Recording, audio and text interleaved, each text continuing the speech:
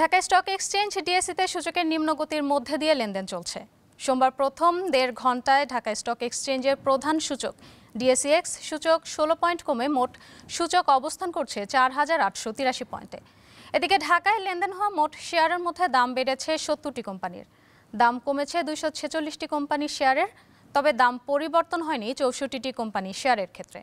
এই সময়ে ঢাকার বাজারে লেনদেন হয়েছে মোট 136 কোটি টাকা শেয়ার।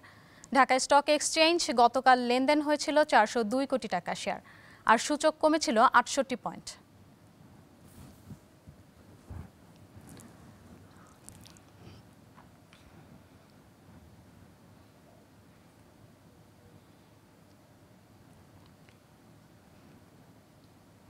এই মুহূর্তে রাজধানীর মতিঝিলে আছেন সহকর্মী শাহরিয়ার ইমন, তার কাছে জানবো আজকের শেয়ার বাজারের সবশেষ তথ্য। ইমন, ঢাকা স্টক এক্সচেঞ্জে শেয়ার লেনদেনের অবস্থা কি? বাজারের যে এমন অবস্থা, নিম্নগতি, বিশ্লেষকরা কি বলছেন, এর কারণটা কি?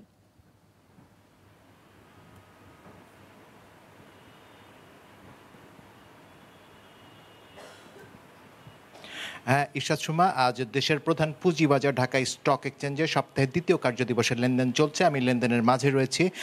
আপনি যেটি বলছিলেন যে আসলে সকালের দিকেই সূচক খানিকটা আপনার কমতির দিকে ছিল, আপনার খানিকটা মন্দাভাব বিরাজ করেছে। আমরা দেখেছি বেশিরভাগ কোম্পানির শেয়ারের দর পড়ে গেছে, তবে আমরা দেখছি যে এখন আবার খানিকটা আস্তে আস্তে আপনার বাজারে কিছুটা উন্নতি হচ্ছে।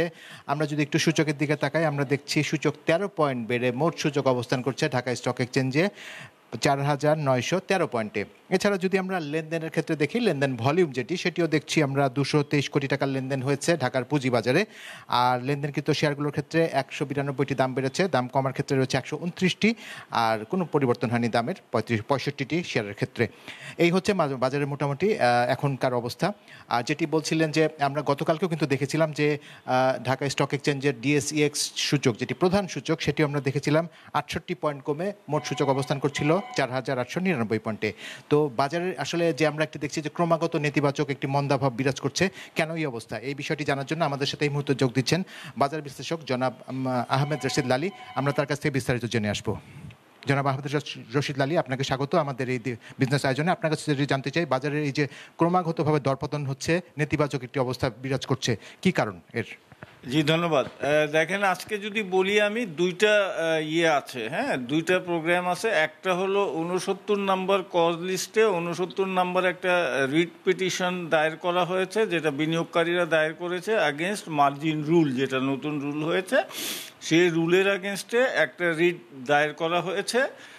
দ্বিতীয়ত হলো যে এই 5 ব্যাংকে যে একীভূত করা, এইটা এখন আমি তো বুঝতে পারছি না যে এই যে একীভূত করা হচ্ছে মার্জার, এবং দেখেন মার্জার হয় একটা ব্যাংকের সাথে আরেকটা ব্যাংক মার্জার হয়। এখন 5টা একসাথে কিভাবে মার্জার হলো, না অ্যাকুইজিশন হলো, নাকি একটা ব্যাগ ফুল অফ ডেট কেনা হচ্ছে? কারণটা হলো যে ব্যাংকের সাথে এই 5টা ব্যাংক জুড়বে, সেই ব্যাংকটা এখনো জন্মই হয় না, ইউনাইটেড ইসলামী ব্যাংক। তো এই ব্যাংক যেহেতু জন্মই হয় নাই এখনো, কার সাথে কার মার্জার হচ্ছে, কিভাবে অ্যাকুইজিশন হচ্ছে, না কি হচ্ছে, আমার কাছে যেটা প্রতীয়মান হয় যে সেটা হলো যে ইউনাইটেড ইসলামী ব্যাংক যেটা নতুন গঠন করা হবে এদের সাথে। সো এইটা সরকার 20,000 কোটি টাকা ব্যয় করবে এই মার্জারে, এবং এই 20,000 কোটি টাকা ব্যয় করার ফলে যেটা হবে, তারা একটা ডেট ইনস্ট্রুমেন্ট কিনবে।